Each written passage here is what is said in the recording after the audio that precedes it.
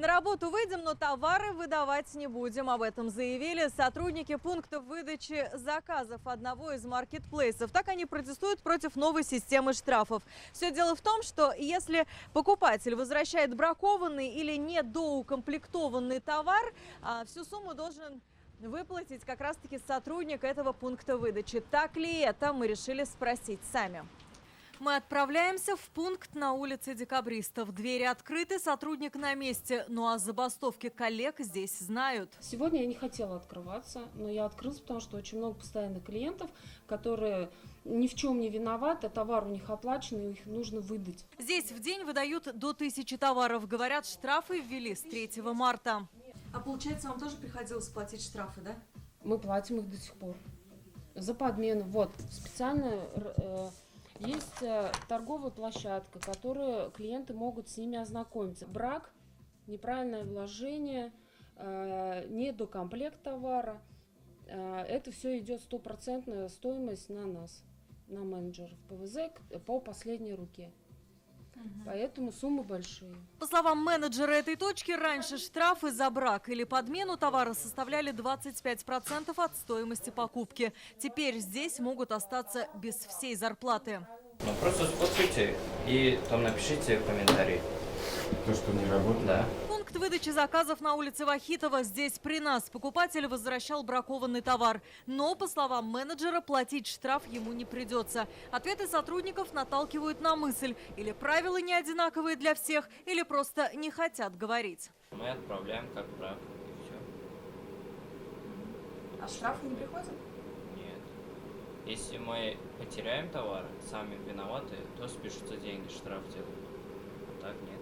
Нашу беседу с менеджером слышал клиент, который вернул бракованный товар. Оказалось, он бывший сотрудник именно этого маркетплейса. Работал на складе, сборке, упаковке товара. Уволился в декабре. Говорит, в день его штрафовали минимум на 2000 рублей. Большой склад, да, комплекс. Есть, соответственно, став, там, персонал, который уборкой занимается.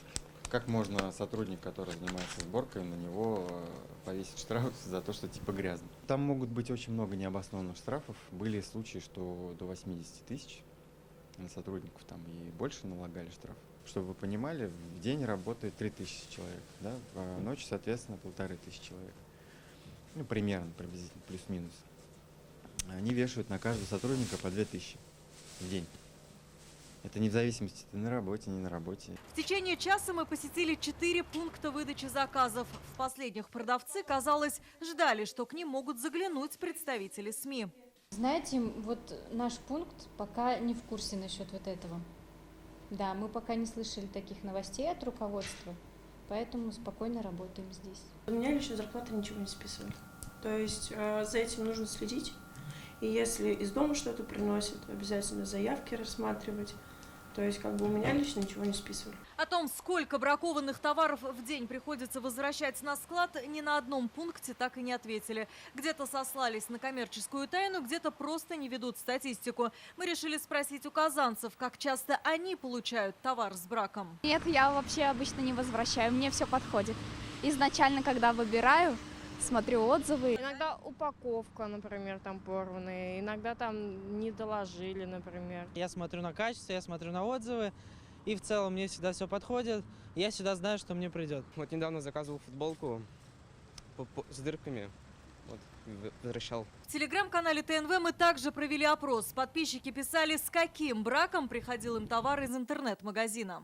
Заказывала кисти, где в подарок шел чехол. Так вот, пришел чехол без кистей. Заказывали телефон, а пришли наушники, зарядка для телефона, чехол. За все барахло 7000. Заказывала настенные часы, пришли с разбитым корпусом. Упакованы были только в одну тонкую картонную коробочку. Пока в Казани пункты выдачи этого маркетплейса открыты, хотя уже в Екатеринбурге, Смоленске и других городах товары так и остались лежать на полках.